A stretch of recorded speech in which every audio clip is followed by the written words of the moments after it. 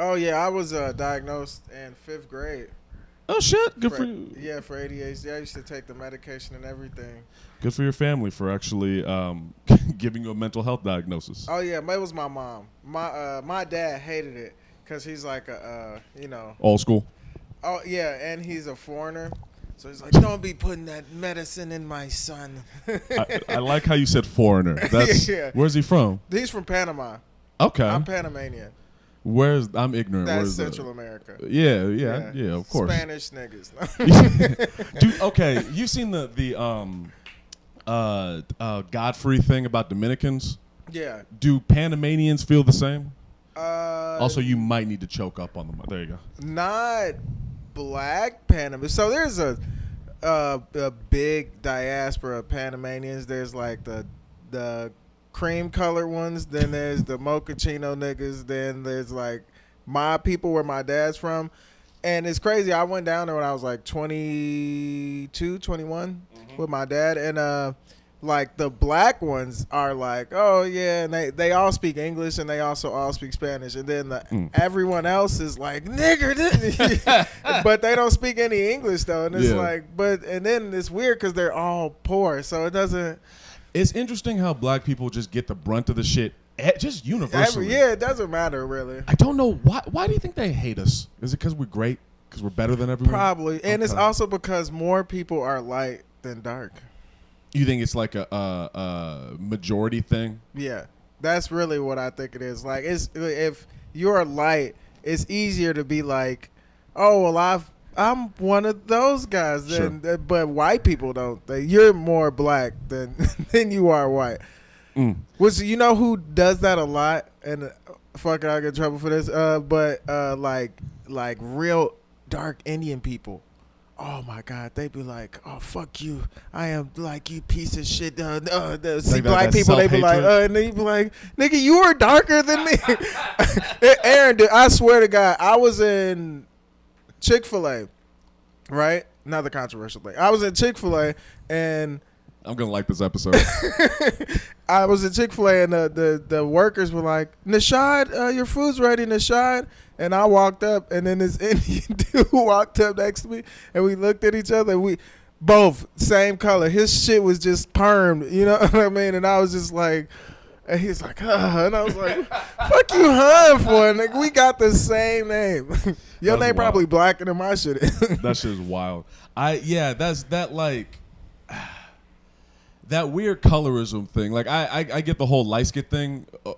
That wasn't an issue where I was from. Where I was from, you just black. Yeah. So when I moved to Chicago and everyone was like, "Oh no, you light skin. That's different." It's Well, like, we segregated as hell over here. I feel like somebody might have brought that up. Well, I'm born and raised here, and I really never paid attention to it. But that's because I I left the South Side, but like not on my own please elaborate. type shit. So like I'm South Side, born and raised. Okay.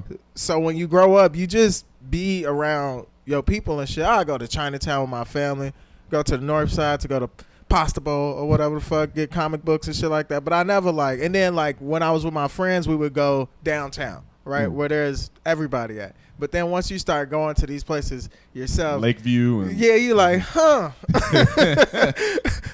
And then that's when I realized, like, oh, they actually named it after the people who live here. Like Chinatown is where all the Greek Town and Boys Town and Boys Town was crazy. I couldn't believe that was named Boys Town when I first moved. It's wild. Bronzeville.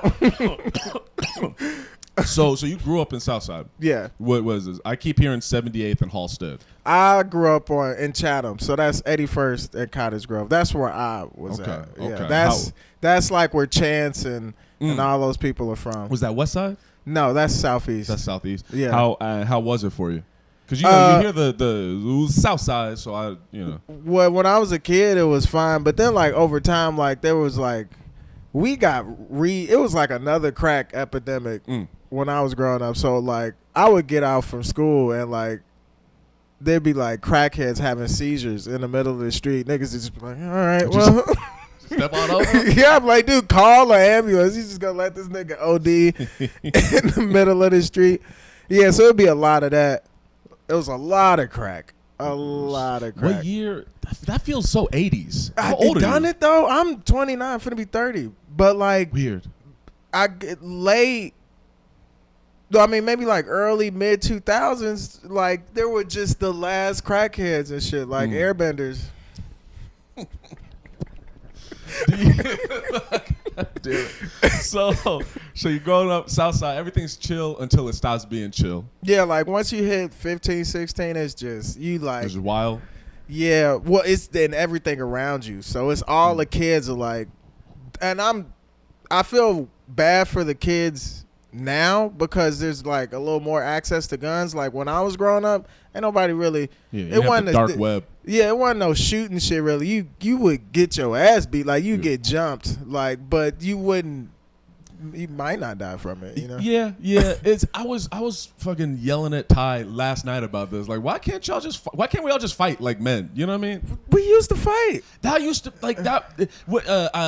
You seen Friday? Yeah. When, at the end, when you live, you live to fight but another you live to fight another day. And then he hit him with a brick, which could have killed him. Yeah, that was aggressive. Yeah, I was like, yo, just use your hands, Craig. Yeah, he also threw it at his head, like from behind his back. So like, yeah, he could have definitely died. he could have died from that. But just the idea of like, yeah, man, just put Dukes like just. It's okay. You can lose and then you can do some push-ups and try again. But you young, so I don't. When it's like that shooting shit, I truly think it's just the thought of like not having the mental intelligence to be like enough. You know what I mean? Because when I was growing up, the transition from what I was growing up into to what it is now, I can like date back to this one specific time where it was at Finger. These kids were jumping this boy. I forgot what his name was, but they hit him with a plywood, hit him in the back of the head. And WWE? Yeah, I don't know, Right. but but then he died, and then like it was national news and all that stuff, and then literally right after that is when like the gun epidemic started happening, and then it's like that's when like all that shit became like extremely dangerous, like where you like, oh, I don't even want to. Okay. First off, you ever been jumped? Yeah, Yeah. multiple times. It's not fun. Not a No, fun it's experience. not. I hate that shit. I Yeah. hate it because I don't know how you leave. As the jumpee, you just got to do what you got to do. Yeah. As the jumper, I don't know how you leave that situation with your boys. You go to fucking Taco Bell and high five, man. We the best. Yeah. How do you not feel like Well, bad about yourself? It's my mentality. It's 'cause that's that crowd theory shit where you don't start thinking, you just thinking it's like a group. I used to study, me and my friends, we used to like create strategies of how to get out and get jumped because it was real. Like you would get jumped for real. Yeah. So like, so like, there's always going to be one person who's talking. The person who's talking is usually the leader, right? So while he's giving his speech, you punch him and you run away. Right? He'd be like, yeah, well, fuck you. Yeah, we got your ass. You bow, right? Once you punch him, everybody else is going to be like, what do we do? You got to throw them off before they get you. Yeah, and never get surrounded. Don't let them surround you. You know what I mean? And then just always be on your toes, always be on your pivot. I don't know if do you know I've been learning jujitsu? Yeah. So I've been doing all that, and that's the downside. That's not jujitsu is like a 1v1 situation. I'm scared of having to use that shit, and then there's friends. Yeah. Because you get someone on the ground, you could choke them, but then they're gonna start kicking you. Yeah. Mm-hmm. Well, don't. Just don't. just run. Just run. It's like, yeah. It's you don't want to. You're not finna win. Yeah. No. There's no winning that situation. Jumped, yeah. Because then even if you beat two of them, now they're like. They just hunt you.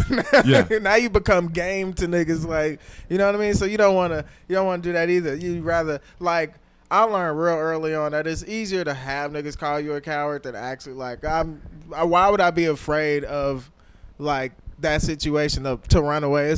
I'm okay. It's fine with it. Yeah, there's nothing wrong with that. Yeah. Like, you're not gonna fight me 1-on-1, and I'm not finna try to prove myself to the nigga. I'm not Bruce Lee. It's crazy. So did you? Okay. So your dad's Panamanian, your mom's black, Okay. African American. Okay. Ex-slave. Yeah. No. But so how does your dad feel about the stand-up stuff? He wasn't fucking with it at first by any means, and then he saw one of the chicks I was dating on TV. Okay. And he was like, "That's who, yeah, son, go ahead, you gonna make it one day." That's the most fatherly response. You ain't gonna make no more, but you got some pussy. Oh, god damn, boy, and she on the television? God damn. And then Wait, you dated some girl from television? yeah, so that I'm real, We don't need to, yeah. Okay. But and then like I started going like I was like, hey, I got a thing from Comedy Central, and then he'd be like, did you get it? And I'm like, no. He'd be like, well, they looking at you though, son. And I was like, oh yeah. I'm like, okay, cool. So it just like that, like kind of just break it. And also too, he probably realized that I wasn't gonna do shit else. What were you like as a kid? Terrible. All right. Let's Completely dig into horrible. In what way? Just everywhere. I was mischievous. Like, okay, growing up, I was just like bad. Like I would fight, all types of shit like that. I would like, I went to a Catholic school, and this is like one of my famous stories. I went to a Catholic school and I got in trouble for pushing a nun down the stairs. Yeah, this was like first grade. What? And then Did she live? Yeah, she lived, but I was like on some Damien shit. Why? Do you remember? Because I was. What did she do? This is back when they used to whip our asses, like with the rulers and shit. Yeah. And I just wasn't fucking with that as a kid. I guess there's a sense of logic. You weren't just trying to hurt people to hurt people. It was No. like she did some shit. Yeah, You just got your shit back. I was a very low tolerant kid. Like I was a no sassafras type kid. Like I remember they kicked me out of that school. Yeah. Because I just did too much stuff. Like one kid was trying to pick on me. He was like, oh, ha, ha, ha. I like how you said trying. Yeah, and I was just like, yeah, I mean, because it starts with like talk, and then it ends with fisticuffs. So he was like, and I punched him, and he was like, what? And I was just like, well, that's what happens when you try to pick on somebody. And then, what else? Yeah, I was just, and then like as I got older, it was kind of like that still, and then eventually that shift happens where I think it happens for a lot of like comics, like that part of your brain where you're like, maybe I need to figure out a way to like create jail. Yeah, create a persona for myself where I can like be okay around people. Yeah. So like that brain part came in when I was like, all right, I'm gonna just start being funny, right? And then I was like very funny but still very bad. So like bad. So you're funny. So less violent, more funny. Yeah. But bad in what way? Well, like disruptive. Disruptive. Very disruptive. Always causing trouble in a class. Do you still feel like you're like that now? Oh yeah, Aaron. Do you feel like I'm like that? I do. Okay, I do. It was rhetorical. I was like, I'm pretty. I'll be honest. I think you know me. I that's something. I feel like your personality is like a double-edged sword in comedy. Yeah. Where your, I'm gonna say immaturity is, you're very self-aware. It's also what makes you funny. Yeah. How do you grapple with, like, how do you know what I mean? Well, how do I? It is tough because a lot of people be like, "Fuck you." Yeah. fuck you. And I'm Did like, they say buddy at the end? Yeah. Fuck you, pal. And I'm like, man, I'm just joking around. They're like, no, fuck that and fuck you. and I'm like, dude, it's just but then in my head, what I assumed comedy was going to be like was there's going to be a whole bunch of people who are like me, right? And be like a whole bunch of immature assholes who just want to fuck around and have a good time. And I realized that it's not like that at all. It's like theater school kids and me. Do you feel okay? This will be fun. Do you feel that across the comedy spectrum? Because no, not. You'll meet. There's always a couple people you're like, oh, fucking thank God, like your people. Yeah. Do you feel like you've met your people? I've met a couple. Yeah. Who are? Can we? Yeah. Okay. who is Ty isn't one of them, but he is like kind of like-minded in a sense because you brought him up. Mhm. But like he also doesn't participate in any of the games. The foolery, he does not. He'll laugh, but he won't participate. Ty's very low key. Yeah. Who else? But Mike Atchison secretly. So Mike Atchison, if we gonna put it in school terms, he would do bad stuff but get good grades. That's the type of the type of kid he is. What about like the instigate? The like he's not gonna do the bad shit, but he gonna hype you up. You know who Stephen Curry is? I know that name. I'm gonna look it up while you're talking. Yeah, so and there's a couple people who like know what I'm about. He'll be like, "Oh, Noshod's here. Oh, okay," and then like egg me on, and I'm just like, but I'm aware enough to be like, so. Yep. I'll be like, you see what he's doing though, right? Like I'm gonna be this forever, but he is also egging me on. Yeah. Do you feel like you're gonna be like this forever?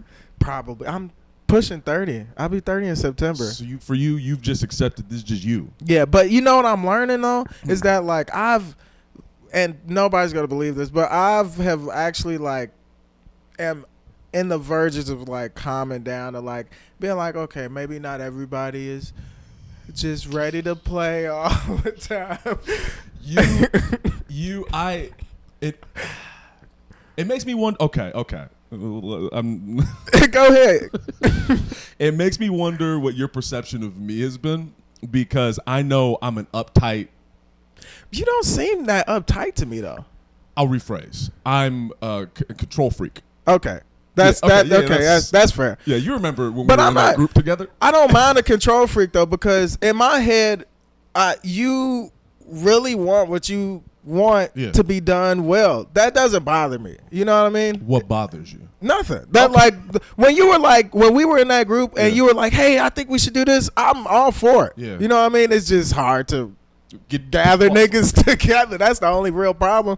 Yeah, it's like when I meet guys like you or Ty, not so much. Ty's very organized and quiet, but when I meet guys like you, I'm like, I get this almost producer thing going on where I'm like, there's a personality here, and if we can put it in the right position, something can flourish. But then I think I approach it in a way that's irritating. No, that's the thing. I don't get irritated. I have people. Yeah. You know.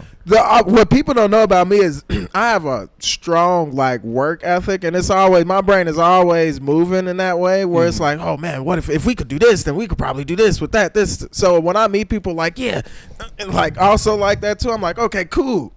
It's like it's a person I could pass the ball to. Sure. Yeah, it's like Dennis Rodman and yeah, you gonna respect it. Like if people don't like it, it's because they don't want to have that same work.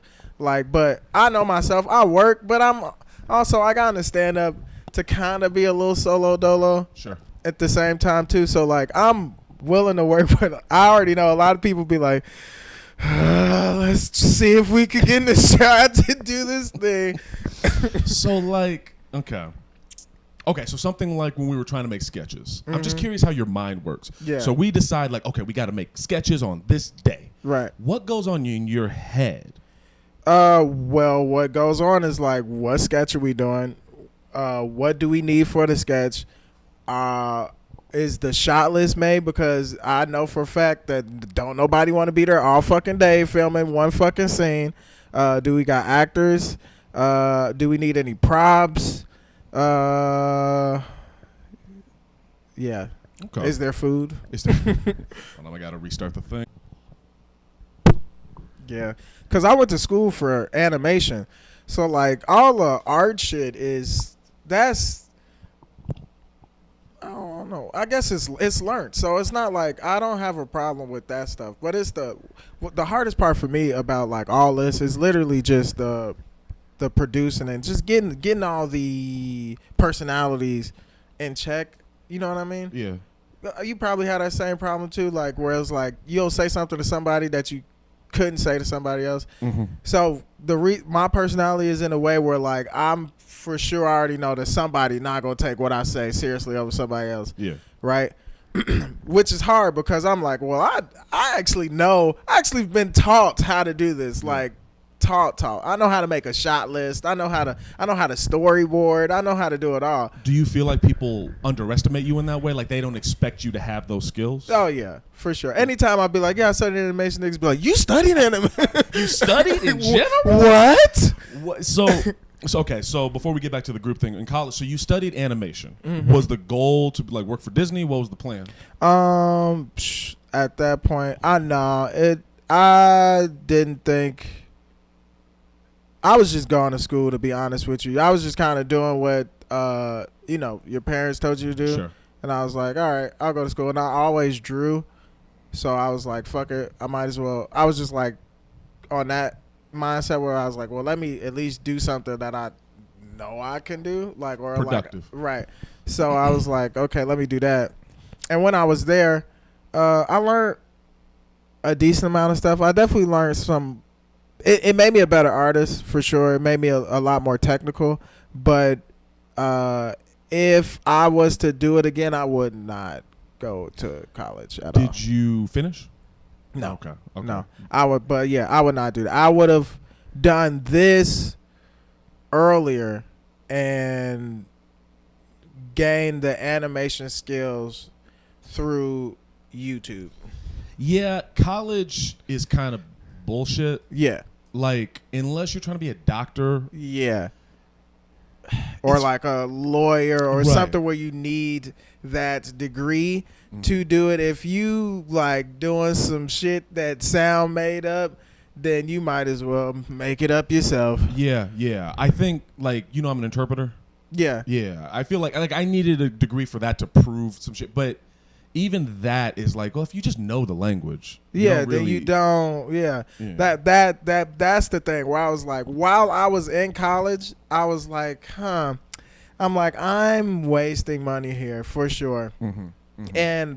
But it introduced me to all these artists, and we were always had it like, what if you're in school for art, the most important thing that you should be doing is meeting other artists. Like, hands down, meet other artists, because no cap, those will be the people who you will be working with 100%. There's nobody else. Like, the professors and stuff is good, and if you're a good student, that's great, because but all they gonna do is introduce you to other artists, so you might as well do that yourself. Do you feel that same way in stand-up? Yeah, you do. But stand-up is different because, like, I feel like in our world, it almost pays to be like opposite. You know what I mean? So like, I've been struggling with this, like, because where I'm like, oh, I could just be nice to you, but then I'm like,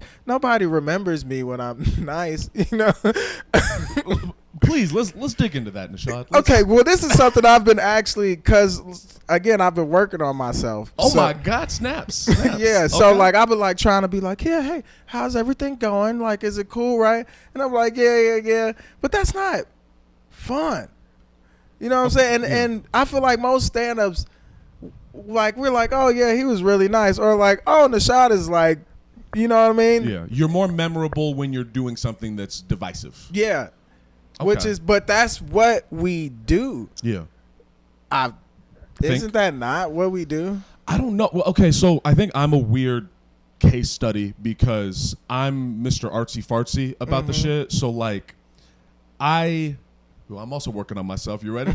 Yeah. I no longer say I'm envious or jealous. That's good. So now I'm going to say I admire your playfulness. Okay. Like, I can be silly, I can fuck around, but I would say on my base level, I'm actually a pretty serious, focused guy. Yeah. So when I see a guy like you who's like having fun, just out fucking around, having fun, making people smile, and you're very quick, like very smart. I think you are deceptively smart. Yeah. That everybody, dude. I be making motherfuckers furious, and it's so fun. I'm not gonna say who I made mad just recently, but they was calling me all types of bitch ass niggas. Why is it fun for you though? Because I only do it to people I really like. First, if I don't like you, Or if I just don't know you like that, I'm be like, hey, how's it going? I'm not gonna like play with you like for real. But I was and then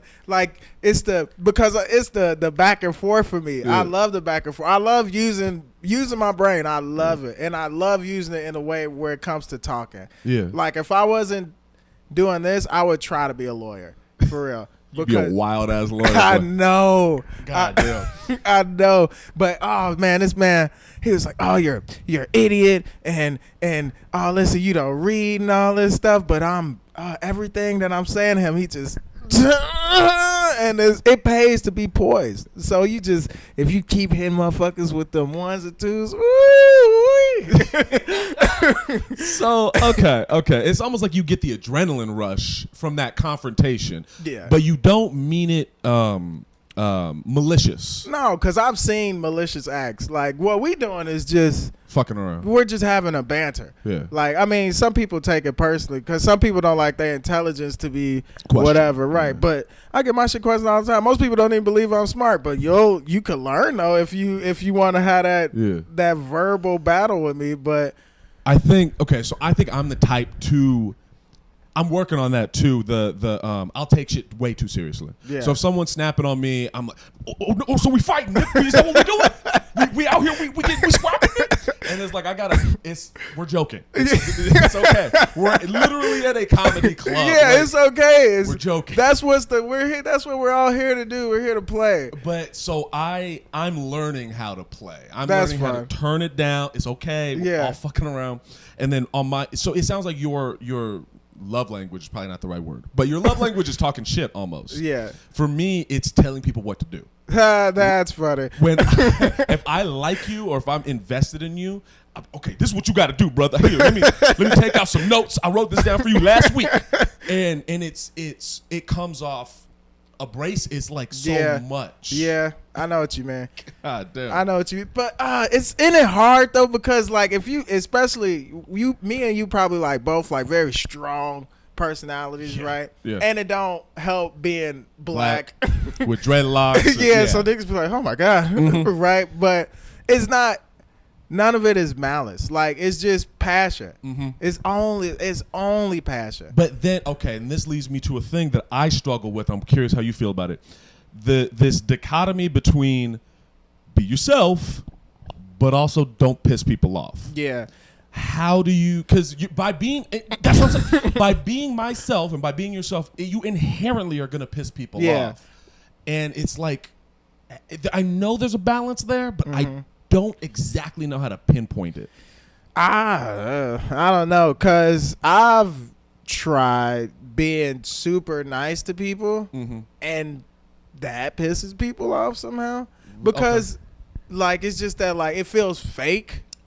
Yeah. So it's like, damn if you do, damn if you don't. And you want to, for me, I want to. And I will, go ahead. I'm sorry. No. When I'm like, well, I just want to say fuck it then. Yeah. But if I do that, then it jeopardizes the career that I'm trying to, because you're pissing off a bunch of people. Yeah. And that's the weird thing about comedy that I still have yet to learn is like, we have all this, we're supposed to be all these things, but like, if you say the wrong thing, it's a rap. But like, that's why I really you're like. Supposed to say the wrong thing. Yeah, but that's why I really like Patrice O'Neal. And but he also, I saw that documentary about him, and he, but he was self-sabotaged though. Yes. Okay. He was self-sabotaged. Let's get into Patrice and then compare Patrice to you. That's a big compliment. Okay. So Patrice self-sabotaged 100%. Yeah. Why do you think he did that? I don't know. Maybe it could be a couple things. Maybe growing up in Boston. You know what I mean? That's probably similar to what we deal with, where you're like a black dude, but he's a fucking 6'5", 300-pound black dude. So he feels instantly the fact that people are like intimidated by him. So instead of trying to prove people wrong and be like, hey, because that's not who he is, he would just rather fully go into who he is, which is self-sabotaging. Yeah, I'm with you there, and I don't know if they brought it up in the documentary, which was really sad. I wasn't expecting it to be so. Well, but you got to think about it like this. I mean, the man he found the way to be himself amongst everybody. And through that, like, even the fact that he lost a lot of people, he gained a lot more people. Damn it. Oh, shit. Oh, what happened? No, okay. I got to delete the... Oh, my God. Uh-oh. No, it's okay. It's okay. Don't forget this, Aaron. Don't forget to edit this, Aaron. I have the last podcast recorded on here, so it was running out of... storage. Okay. Yeah, so I'm just deleting that right now. Man, this is why I need a crew. Yeah, it helps. I like the homey feel to it, though. Yeah, it's like when I have... Okay, we'll start this over again. Hold up. Well, people just not going to have context. When I have people here, like I used to have a guy to film, and it felt less personal. Like what the part of what... Let's speak positively about myself. Go ahead. Okay. I think that in this setting, I shine. Yeah. I think I know how to connect with people emotionally. If we're not at a bar, we're not at a comedy club, there's not a bunch of shit going on, I can lock in with someone. Yeah. And I think it does well with the podcast with like Claire crying or Derek opening up more. Like people open up. Right. And when I add another person to the mix, there's just this thing. It gets a little more showy. Yeah. Yeah. But Patrice and Self-Sabotage, in the documentary, I know he says something about golden handcuffs.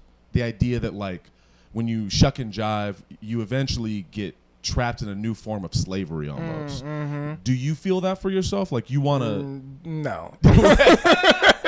I'm sorry. No, not at all. Because I refuse to do anything that I don't want to do. Yeah, at all. Like, and it's probably what I play, but sometimes I don't play well with others. So, and that's part of it, where it's like I won't accept anybody calling me dumb because I know I'm not dumb. I won't accept a lot of things, or like, like that easy way out laugh that a lot of people do. You like, oh, you got dreads. Mm-hmm.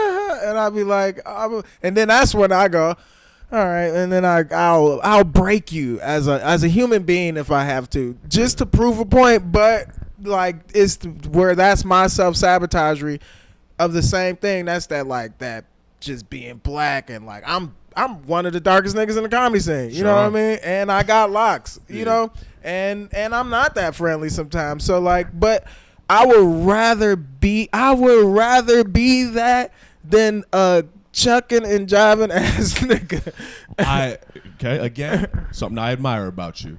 I don't know how you were raised, but I was raised the opposite. I was raised, my family has been like around white people for forever, like surviving around them. Mm-hmm. So they were like, look, just keep them calm. Like if you white people are crazy. Yeah, they are. They're violent. Yes, they are. They're controlling. They're really manipulative. Like white people, I'm almost impressed by it if it wasn't so evil. Really good at manipulating. Oh yeah, they'll hit you with the what, huh? Yeah. Mm-hmm. And then pretend like they'll gaslight you. So I would get gaslit the fuck out of, and then my family's like, you got to keep them calm. You need to speak in such a way, dress in such a way, talk in such a way, keep them calm so they don't try to kill you, basically. And so I've been raised the opposite, where it's like when they're doing that thing, I'm like, And on one end, it's been helpful for me because it does keep them calm and you get to move a little forward. Yeah. But it also lets them cross boundaries that I'm like. Yeah, that's that thing that I don't like. Mm-hmm. Mm-hmm. And boy, if you cross it, it's like for me, here's my they'll keep doing it. Mm-hmm. And they'll go further and further. And it's for me, it's like, oh, you stepped over the boundary. This is not healthy, mind you, but it's like, oh, you stepped over the boundary. Okay. And then they keep going. And they keep going, and I hold back until they get too far, and then I snap. Well, this is a great conversation because this is probably how many black people feel in white environments. Like, just like every day, just kind of like working. Like, if you work in sales, you probably dealing with this. Like, but and I see some of the black dudes, and I like see how they like kind of like set themselves up, and I just like when we like lock eyes and just be like give that shining head nod. Yeah, an acknowledgement. Yes, I see you, but good for you. Just power through. Just power through. But it's so hard though, and you and I feel like we deal with it. You handle it a lot way better than I do. Way better than I do. But it's not good for your soul though. It ain't, and it's just, and then you start to feel uncomfortable, and then that's my whole thing. Why should I make them feel more comfortable than I do? Mm-hmm. Well, that's so strange to me. I never understood that. So I would rather have you be uncomfortable for my comfortability. Like, why are you uncomfortable and I'm comfortable? Yeah. Why shouldn't a black man be comfortable around white people? Do you find your personality easier to be handled by black people? Yeah, for sure. Why do you think that is? Because I grew up around them. Okay, fair enough. It's like I'm not like one of the black people who like grew up with white people and like, you know, the too white for the black kids, too white for you know that we'll stuff. Get into my shit. Go ahead, keep going. Keep going. You speaking my language right now. All right. Yeah. I grew up with nothing but black people. And I had to like. I was and by any means I wasn't like the cool black kid. Like that wasn't me. I was playing with Yu-Gi-Oh cards and shit. Yeah. But I was playing with Yu-Gi-Oh cards and everybody face throwing them shits down like spades. Like that's just who. But I've always been that way. Because my dad, he always instilled in me, because being this foreign dude who grew up probably a lot harder. Just being like speaking Spanish and that, he was like, don't ever be a follower, be a leader. So like whenever anybody tells you this, that, and other, just if you want it, you do it, right? So that always been in my head. So it didn't matter what everybody else liked. Mm-hmm. If I didn't like it, I'm not gonna like what everybody else liked because everybody else likes it. I'm gonna like what I like, right? And then if I feel like with that comfortability with yourself, more people are like comfortable with being like, okay, I'ma like this too. So when I was playing with Yu-Gi-Ohs, we was trading them shits.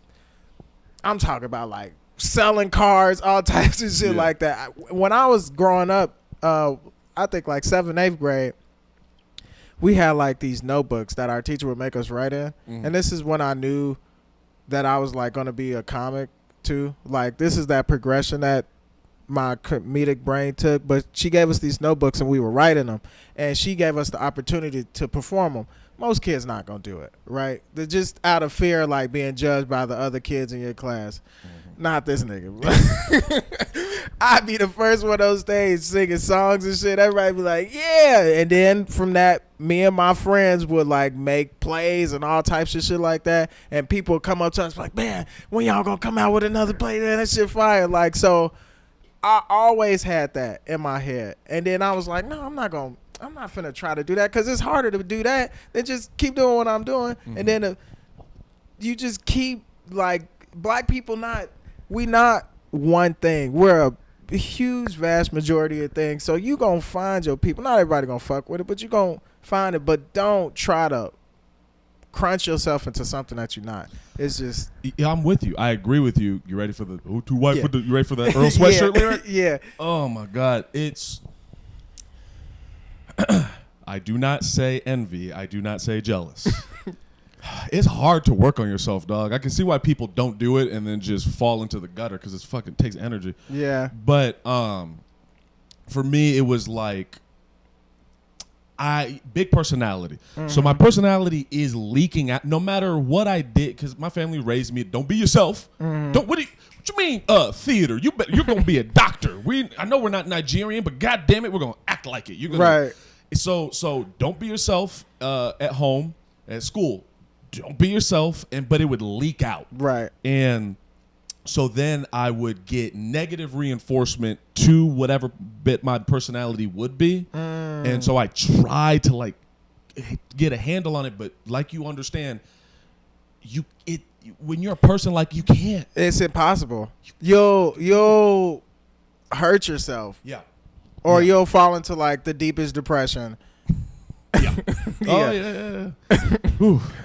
And then on the racial end of things, it's like I think black people love to see other black people truly be themselves, as long as you do it competently. Yeah. And so when I first moved here, I didn't even know who the fuck I was. So then when I was around black people, like when I would go to the South Side for the few times I was able to get down there, because I had a car at the time, it was like, it was really hard to process, because part of me felt uncomfortable because it's a different energy. But the other part of me was like, oh, this feels like home. You know when like Dave Chappelle goes to Africa and he's like, I don't know how to explain it. It just felt right. Yeah. So I'm like, I've been undoing all of the bullshit from the past, and now it's so nice, man. Yeah. Like I was talking to Laro, Laro the comedian. Yeah. I was talking to him literally yesterday. It's on the podcast about how like I can feel like I'm on the precipice of like, oh, okay, I'm just me. Yeah. Yeah. Good. Yeah, thank you. That's great. That's that working on yourself stuff. That's great. I love hearing stuff like that. It's hard, I really do. It is hard, but I'm happy for you. I'm happy because I tell people when I first met you, because you were like, when I first you would sit down and do comedy. So in my head I was like, oh, this nigga finna start doing poetry, right? But you were so cheerful, and I was like, all right, that's not what I expected, right? But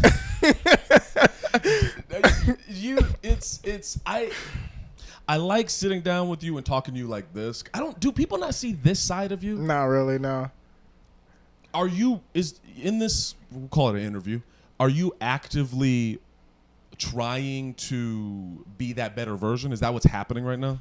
I've been working on it. Okay, I was nervous. I know. I thought you were going to come in here and knock shit over. Yeah, I know. No, I'm telling you, man, I've really been trying. Like, man, it's hard to, like, the way I'm trying to talk to people now. And it's so funny that you said that. It's just like, what was that, Wednesday? Somebody was like, literally like, I didn't know where that conversation was going to go. And I was like, why you say that? It's just like, I don't know. You scare me sometimes. I was like, I'm giving this man my address. I don't know what he going to come teepee my apartment when I'm asleep. No, I still might, but yeah. But I was like, yeah, you live on the first floor too? Nah. It's I guess when I first, it was mostly with that group. Because I didn't know you before that. Yeah, no, what people know of me is it's not all negative, but it's like, oh, Noshod's crazy. Yeah. This is a refreshing experience. Yeah. And I don't know, I hope people watch it. I think so far right now the views are about 100 now, 100 some odd. I assume mostly comedians. Yeah. I fucking don't know, but this is why the podcast, I wanted it to be the way it is.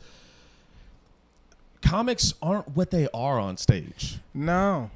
But that's why I don't like when people say comedy is truth. No, it's not. We be lying like a motherfucker. Yeah. Lying hard. Mm-hmm. Like none of what we say is true. So how is your career going in this game? It's pretty good, I will say. Got my first festival, so that's good. Yeah, it's been I want everything all the time, so like it could be better, but it is steadily improving regardless of the way I push people away.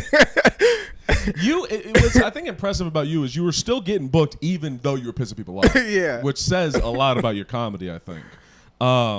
That's good, man. Like, do you have a vision of like what you want your comedy career to look like? Yeah, I definitely want to do theaters. I would love to do an arena. I got arena-sized jokes that nobody know about that just fit my person. Damn, you actually...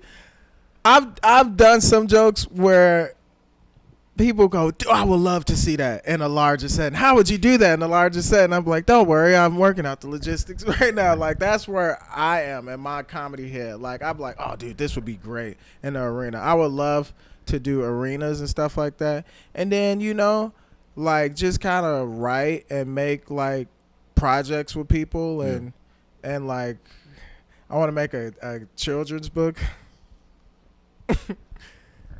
Yeah, make a couple actually. Let's dig into that. That is the most left field shit. Why a children's book?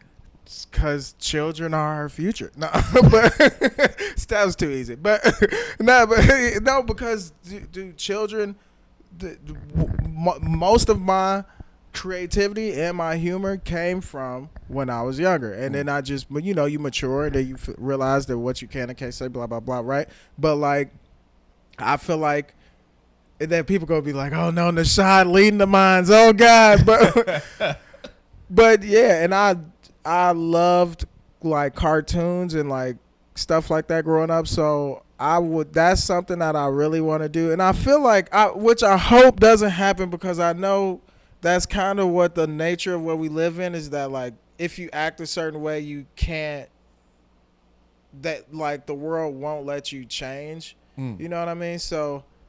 But like, so I hope because people will take it away. Like, shit, we could talk about this Lizzo shit. Like, let's talk about that. Well, okay, so like with Lizzo, like she'll preach, that stuff, and then people ain't even worried about the banana shit. They worried about the weight thing because it's like she had a gospel, and it turns out that gospel is not what she preaches, right? And that's. We all human. Yeah. Like, is that okay? Like, I understand, but what? It's not. She a person. She probably deal with that shit herself. It was probably more an attack on herself than it was than it was old girl, right? I want to see that banana show, but. You always made me spit that shit out. That I'm with you. There's a especially with the internet, there's a lack of forgiveness. Yeah. Like, God damn, like stop you I hate piling on. Yeah, I don't know where people get the gall. Like you cyberbullying right now. Like what are you talking about? Yeah. The nerve to be like, fucking bitch, how dare you talk about I saw some shit on TikTok where someone they were crying and they were like, I feel lied to. It's like, you don't know Lizzo. Lizzo doesn't know you. Like you're It's weird. It's really weird. But that scares me to like try to make stuff outside of what people perceive me as. Because I don't want people to be like, you can't make this because you say this and that. And I'm like, yeah, but fucking like at least I'm being honest with it. Like I might make the nicest thing and then just talk crazy because it's fun that way. Some people tell you to do this and then be on Epstein's Island. You know what I'm saying? So it reminds me of Bill Cosby. Bill Cosby versus Richard Pryor. Richard Pryor just fucked up setting himself on fire and prostitutes and shooting his own car, doing coke, being crazy. But at least he was just Richard Pryor. Yes. And Bill Cosby was not. Bill Cosby was Bill Cosby. Bill Cosby. He was, but that thing where people like telling you to be this person. Oh well, you should, and then you like never trust those people. In my opinion, never. I would rather trust a person who leaves their heart on their sleeve than somebody who's like, oh, and then like righteous the now type person any day, because you don't know what they doing. Yeah, it's that human thing internally. There's some darkness in people, and in everyone, yes, in everyone, and usually the way that darkness comes out is how I judge if I want to be around somebody. I'm gonna do the thing. Okay. And I also have more things.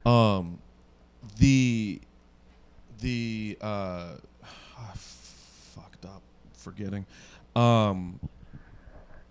The children's book and the animation and doing stuff outside of what is perceived as your lane. I was okay. You know Jason Melton? So he did the episode. He did the podcast, and there's a clip I'll show you. In fact, I'll find it where he's talking about how like he said something to the effect of like, I don't think you want to be a comedian. I think you want to be an artist. And I thought that was interesting. His tone sounded like an insult. He's like, to be honest with you, you're more of an artist. Yeah, you're not really funny, but because he was talking about like some of the stuff I post, like pictures, and it's not me on stage or whatever. Right. And I've been thinking about it. Like I never stopped thinking about it. Hey, Jason, if you listen, I still think about it, and I don't think he's wrong. And there's nothing wrong with that. And I don't think it's bad. Yeah. I want to be an art. I want to have a career like Donald Glover. Yeah. You cannot hold him to one thing. No, and that's great. No, I mean comedians who be like, "Oh, you're an artist." They just comedians who can't draw. That's all. All right, so here's the clip.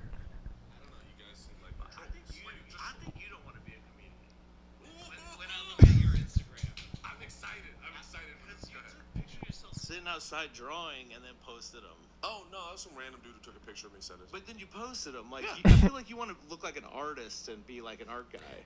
And I think on stage you kind of do that too a little bit. I'm kind of like I'm a thinker. I guess. I could see how you felt like it was an insult at the beginning, but I think he's genuine. Yeah. No.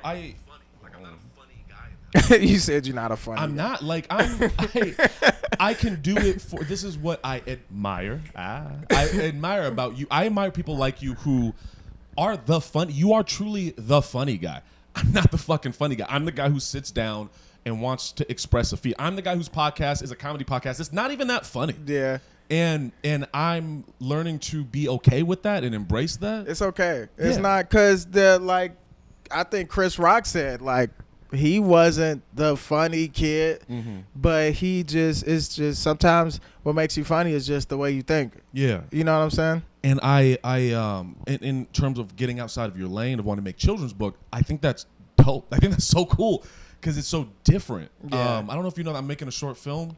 I'm making a short film and I'm directing it and I wrote the story for it and I'm so because it's a horror suspense thing. So love me some horror. I'm excited, man. I'm watching like Jordan Peele, who goes from comedy to horror. Nobody thought that was gonna happen. Did you? Okay, when you heard he was making a horror film, what did you think? When I first saw the trailer, I was like, huh. And then I was like, Jordan Peele, right? But I was like, no, let me watch the movie. I didn't really have a thought because I love horror so much. When I saw the trailer, it didn't give me nothing. I was like, this shit might be ass, right? That's what I first thought. Yeah. I saw the trailer, I was like, oh, this is gonna be ass. And then I watched it and I was like, damn. I was like, oh man, he finna be the new Alfred Hitchcock. Like as soon as you see the movie, like it's a wrap. It's a wrap. Yeah, like it's over. That's what I want. I want Atlanta. Yeah. I want something that comedy is. You hold on. Horror movies. Are you watching the Alfred Hitchcock horror movies? You should watch those. If you just all of them. I have this podcast called Film Favorites where my buddy, he's a crazy person. Okay. And he made his top 500 favorite movies list. Jesus Christ. Yeah. And we've been working on this for like 3-4 years now, and we're going in descending order. And so the way the podcast works is every episode is 3 films. So like 500, 499, 498. He describes them. He says the title, who directed them, whatever. And then I have to pick one that I've never seen before. And then we watch it and we discuss it. I like that. I love the podcast. Nobody listens to it, but I love the podcast. I'm such a film. Me and Chris Grieco, that's all we talk about. Yeah. It's just this is a thing that we do is that we watch the shittiest movies together, and just because they're so funny and they're so fun. And then have you seen The Room? Yeah. Oh. We watch movies not even like because when people think shitty movies, they think shitty comedy movies. No, we watch shitty movies overall. It's this nun movie. Oh, I don't even remember what the fuck the name of the movie's called, but it's so serious. Yeah. It's so Aaron. It's so serious. It's this nun in Spain and she's pregnant and everybody's like, oh. You whore, you harlot. You whore. And then all these biblical things are happening, and this is the trailer. It's just fire and it's steamy, and at some point she's surrounded by fire and snakes are about to come attack her, and then Jesus comes out with a katana. Fuck you. I don't believe you. I swear to God. What is the name of this? I'll send it to you. All it's hilarious. And I was like, but it's so serious. I was like, this is stupid. There's a particular type of comedy. You know, I think comics feel this. You know when you get bored of seeing good comedy because and then you sit in the back and then you watch at a mic and you watch somebody who's just terrible and you're laughing not because the jokes are good but because like you know what I mean? Yeah, you just like they don't know what they doing to the point where it's now funny for you. Yeah. And then it tricks them into thinking they should keep doing the shit. Yeah. But what are you gonna do? Also, you animate. We'll talk about this at the end of the podcast because it's more businessy stuff. But I have an idea in terms of animation. I want to do something. Would you like to work together? Yeah, just tell me what it is and how long it's gonna be. Okay. Because here's a little animation knowledge right here. 1 minute of animation is like 3 hours of work. So it makes me respect Across the Spider-Verse so much more. It is. It's hard depending on how many. 1 minute is, I would say, how many frames in a minute? 24 frames in a second. So 24 frames times 60. I'm not gonna do this math, but it's a lot. It's a lot of drawing. Okay, so how would I approach? Okay. Back in that group, the way I approached it clearly did not work for you, right? Like it wasn't. It wasn't just you though. It was a lot of things that were mismanaged in the group. Like you were not even, dude. I've worked with a manager who's been. That's not a problem. Then what is the best way? Because I appreciate you saying that like it wasn't just me. Yeah. But I'm working on like I'm a control freak. I need to chill. Yeah. How do I approach you with this idea that will get the best? To be honest with you, this is fine, right? Calling me out. No, no, but then like just messaging me and then, but the thing is, it's just the getting together thing because I have an office at my crib. Yeah, that I created. Everyone's going to learn so much about you. You're going to put on a monocle. And yeah.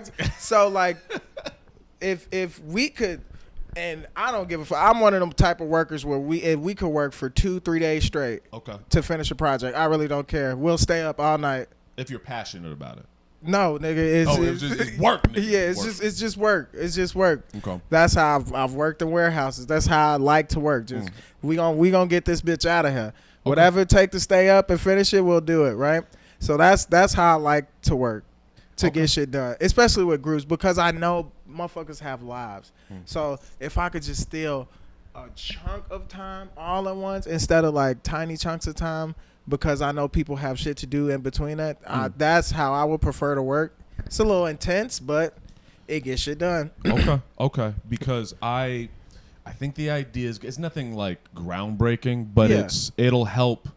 You'll see. We'll talk about it. Yeah, and dude, I got the whole setup. I got my laptop. I got my animation software on there. I got my little tablet to draw. Do you have top 5 favorite films? Yeah, but let's go. Let's do it. Okay. Let's go back to back. Okay. You want to go first? Or you want me to go first? I'll go first. Okay. First favorite film is Bridge to Terabithia. What? Dude, that film made me cry. I don't know. I don't know. And there has not been many films to make me cry. That film brought me to fucking tears. I've never seen it. I've never seen Bridge to Terabithia. Well, it might not hit you the same way now. Were you like a kid when you watched it? I was a young man. I was like 16 or 17. And if you got younger viewers, if you got younger viewers, no, I wasn't 16. I might have been like 16. It came out in 2007. I might have been like 15 or something. But if you got younger viewers, they know when his best friend died and he had to hang out with his sister. Oh my God, that shit. You be like, bro, that's not the same. I am learning about you. Okay, go ahead. Goodfellas. Oh, I like Goodfellas. I like Goodfellas too. It's one of my. It never makes me cry, but it's one of my like. If you put it on anytime, I'll be like, okay, I'll watch this. It's just endlessly entertaining to me. Okay. Okay. It's this movie called The Holy Mountain that I really like. Holy Mountain. Yeah, I'm a weird film nigga. Yeah. Okay, The Holy Mountain. It is weird. From 1973, huh? Yeah, it's weird. It's just a weird, like, film, kind of like hippy dippy shit. This shit looks wild. It is weird. You should watch it, actually. Watch it on drugs. Which type of drugs? Mushrooms. Yeah, I'm not going to do that. I have a hard time doing mushrooms and just being outside. Don't go outside. Stay in your house. Watch Holy Mountain. I'll smoke my marijuana. It's a film about Jesus, but it's not. It's just it's just one of those films where it's like very visually appealing. Yeah. Is that what you get out of film? Like, you like the visuals of it? I mean, no. Some films, yeah. Okay. I do love a very good visual, but like, yeah, but that film is just all visual. There's no story behind it. It don't make no sense. If you try to follow the story, you'd be like, what? But so mentally, I gotta go in as like, this is just take in the beauty. Yeah, literally. Okay. So my basic ass. Get ready. Get ready for the most basic fucking. I got some too. Goofy movie. Love that movie. As I get older, I remember when that slower moment after Max and Goofy get the car and they're talking. Mm-hmm. When I was a kid, I was like, oh, just get to the fun, get to the power line stuff. As an adult, I'm like, oh my god, that's a true moment. Father son, single father. Oh my god, son moment. You've seen Atlanta, yeah. You know the Goofy. Yeah. That episode, I was like, damn, I wish I would have wrote that. Yeah, it's genius. Yeah. But that movie, as I've gotten older, like the male, the older, the same with Boys in the Hood. I don't look at Boys in the Hood the same way when I was a kid. I related to I thought Doughboy was cool as a kid, and as an adult, I look at Dope. I'm like, Nick, what are you? Yeah, you need a father figure. What is going they on? all need a father figure. He's the only one. All right, your turn. Batman. What's the second Batman movie called? There's so many Batman. The Dark Knight. With the Joker. Yeah. Okay, that's your like mainstream pick. Yeah. Well, yeah, and that movie's just it's perfect all around. Ain't nothing wrong with that movie. There's nothing. The acting's good. The pace of the movie's good. Mm-hmm. The cinematography's great. And did I mention the acting? The acting's great. I'm so glad we're doing this. I like you much more now.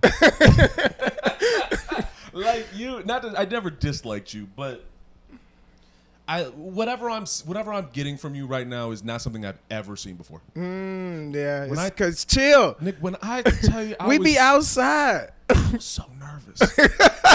So nervous. God, you thought I was gonna come in here with rock rollers and shit. Y'all, you ready for the interview?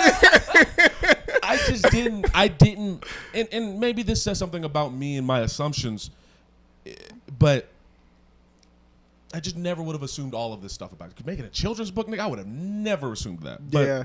Okay. Wolf of Wall Street. Yeah. Martin Scorsese is one of my favorite. If I could work with him, I would love to work. I feel like I'd be perfect too. That just real aggressive energy. Oh, dude, I'd eat in a Martin Scorsese movie. He has a momentum about it's God, and I think in the same way that Goodfellas with Wolf of Wall Street, it's just chaos. Yeah. So I can put it in any time, and I'm like, I'm in this. Yeah. All right. Yeah. All right, what I say? Bridge Airfield, fucking Holy Mountain, Dark Knight. Let me think. I got to throw a horror movie in there. Damn, which horror movie will I throw in there though? I'm finna go with The Nightmare on Elm Street. Original? OG, yeah. Are you like a gore guy when it comes to your horror? Not really. I guess that could be considered a gore movie. The only reason I don't consider it is because it's not people gonna hate me. It's not good gore. So I don't see it in that way. I think of it that movie is more of a psychological thriller for me because of just what the character is as a whole, and just the fact that you can't not escape him. Like a lot of characters, you could use logic to get out. I could use logic to get out of Jason Voorhees. I just fucking run. You're not gonna. I'm not gonna trip and fall. Right. or fucking Chucky. That's not. Yeah, no, I'm not gonna knock it. That's not even gonna happen. Yeah, but like you have to go to sleep. Right. And the more you try to fight sleep, the sleepier you get. Oh, that's such a great concept. See, that's the shit that I like. So you can't. And if they were to make like a truly grounded Freddy Krueger film, which they've tried to do, but it's just because now people know Freddy is stupid bitch, which is funny. But they've diluted some of the fear of him. Yeah, but if you were to actually just to like have it to the point where it's like you don't know if you're awake or you're dreaming, like if they were actually to like get every form of like dreams that you could have, because I used to be afraid of this. Another reason why I put it in, I used to be afraid of Freddy Krueger because again, you have to go to sleep, right? And as a kid, you can't. Your mind is the most powerful thing that you have. So he would come in, you can't get out. Okay. But then I'm sorry. No, you're good. But then you get to the dream thing. If you were making like a really good Freddy Krueger movie, you have like well, they did that in the second movie where they astral projected into each other's dreams. But then there's like waking dreams where like you're like hallucinations. Yeah, like where everything feels normal, and like you might do a whole day, right? And you then have to lean back. You out of frame. Oh, I'm sorry. I got it. You got excited. No, that's all good. I appreciate the passion. You might have a whole day, and you like, oh yeah, I'm just having a regular day, and then you in a dream, you like, what the fuck, shit like that. That freaks me out. I'm with you there. I'm not a gore guy, but I see what you mean on the psychological aspect of things. Goonies. That's a good movie. That's one of those nostalgic things. That's Steven Spielberg. Yeah, his pacing. Yeah, well, he's Steven Spielberg. Yeah. I feel like enough said about Goonies. Was that 5? I don't know. No, I think you're at 4, maybe. What'd you say? I said Goodfellas, Wolf of Wall Street, Goonies, Goofy movie. I got one more. Yeah. And I have trouble with this because part of me wants to say like Spider-Verse. But that's not. It hasn't been around long enough for me to say. It's a really good movie. I will say this, Black nerds, please don't be mad. I will say this. Hold on, before let's restart. I want to get this. Anytime you got to warn the black community. The last 20-ish minutes of that movie was like montage menu video game shit, like where nothing was happening. I'm like, the first one or the second one? The second one. Okay. I was like, it's finna be a to be continued because they don't have enough time to fight this dude. Yeah. And then I'm like, so what's the point of all this? And now with all that SAG shit, it kind of makes sense. Like where the work conditions were probably terrible, and they were just like, man, fucking throw some motherfucking walking scenes and that shit. When people complain about that, I think ultimately it's going to come down to how the third one ends. If the third one's able to stick the landing, I think full circle everyone will be like, all right, fair enough. If it doesn't, then it's going to fuck up too. That movie might never come out. You know that? I would be furious. I'm just letting you know that movie might Let's not never put that in the come universe. out. Do you think it's going to be? Do you think so? You think it's going to be that bad? I mean, okay, so what I heard was that they were gonna come out with it. What was that, next year? It's supposed to be next year. So that ended up being like 2-3 years from now, right? Yeah. that was like right after the movie came out, and then that SAG shit happened. So now they like, man, that movie might not never come out. I will kill everyone. Wouldn't that be just the saddest way to fucking end, like probably the best Spider-Man series of all time? I would, and it has nothing to do with race, but I would make it racial. Oh yeah, I'm like, why the black man can't see it in it? So you gonna let Toby with his trash ass number 3? Right. Black man can't have it in it, huh? It's just God damn. No, I think what I like about it, and I understand the complaints. It's technically not a full film. Like, it doesn't have an ending. It's to be continued. But what I like about that is purely contextual in terms of how we live right now, which is we get our content, and I hate using that word, but we get our content fed to us. It's instant, fast, instant, so fast that this was one of the first movies in a long time where I was like, I have to wait. Yeah. You're gonna make me wait? Okay. The only movie that made me feel like that was The Matrix 2. I was like, fuck you. Yeah, wait. Fuck you, movie. All right. My last one. Yeah, your last one. Damn. My last. I felt like I had it. I forgot. Damn. What is one of my favorite movies? Oh, I'm gonna do a stand-up special. We can do that? Yeah. Oh, nigga, domino effect. Oh, dude, I love Let's get into that. He will be easily top 20 comedians out. Yeah. That, when you were first seeing me in the stool that's what I'm going for. Yeah. Not I'm like, you don't give that vibe at all. Let me elaborate on that. I don't want to be Ali Sadiq. I'm not Ali Sadiq. I didn't go to prison. I didn't grow up in Houston. I'm not bald. Like, I'm not Ali Sadiq. Right. But I can. You just try. Is it like the pacing? It's the pacing. It's the authenticity. Okay. It's the connection. Like, okay. To go back to what Jason Melton said, Domino Effect's hilarious. Let's get this out of the way. No, but that is definitely an art piece.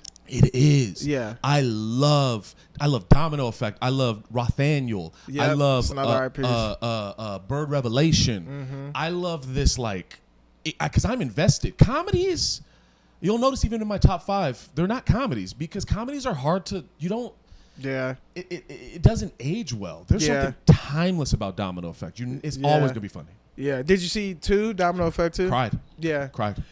He almost got me too. He almost got you. No, I was like, shit. Come on now, get it together. Okay, but my stand-up special would be Eddie Murphy's Raw. I grew up off that. I think when we were at the beach, somebody was like, "What was the comedy specials?" And I was like, I grew up. I was watching comedy specials forever, but I kept that one in my room, and that would just be on like repeat. Like over and over and over again. I don't know what it's just. It's also timeless. Just another timeless project. And Eddie Murphy was just so good. But he's also just so good. Yeah, he's really good at comedy, and he was 23. Don't that make you mad? A little bit. Don't that make you mad?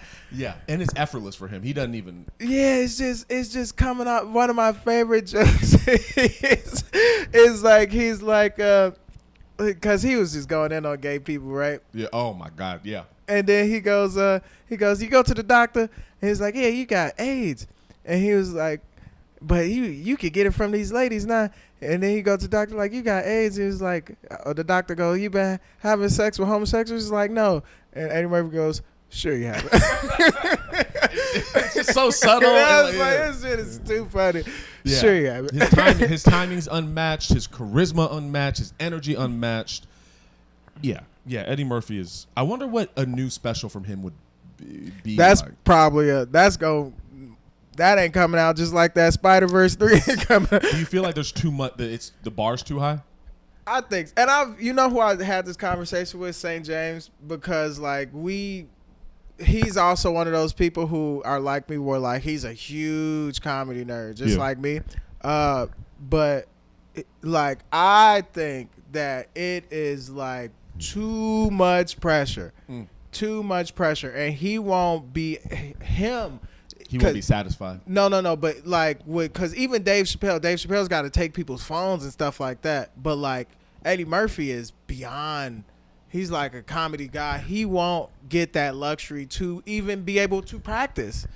Every practice gonna have up most to like 1,000 people there, 100,000 people there. That's not gonna help his comedy at all. He would have to go into smaller, like tiny, and he would have to pop up. Like he couldn't tell people he was gonna. But that's the thing, though. Soon as he popped up, it would be national news. Yeah. and then there would be thousands of people there.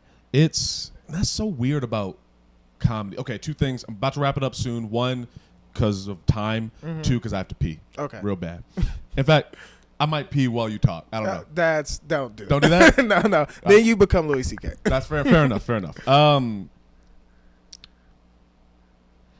Here, the last thing I say, do the last two things. Okay. First thing I gotta say is I'm very happy that we've done this podcast. Like, I hope that these comedians and the people that have whatever perception they have of you see this, because it is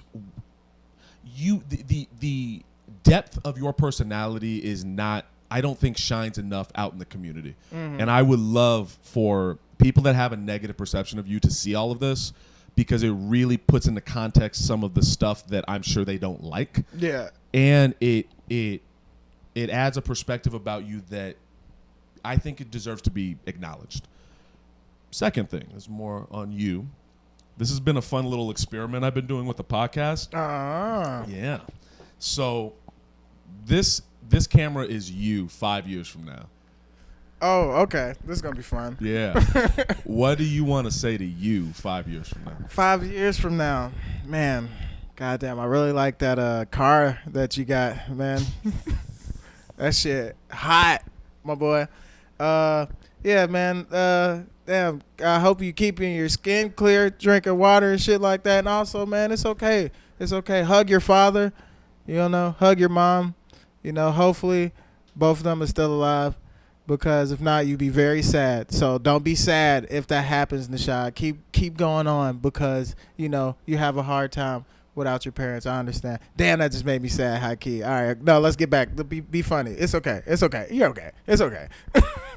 It's okay. You're fine. All right, and then just pretty much, you know, whatever happens, just don't worry. It's fine. Ice caps melted, but you're good. You're good. What a strange way to end the podcast. All right, let's take this picture.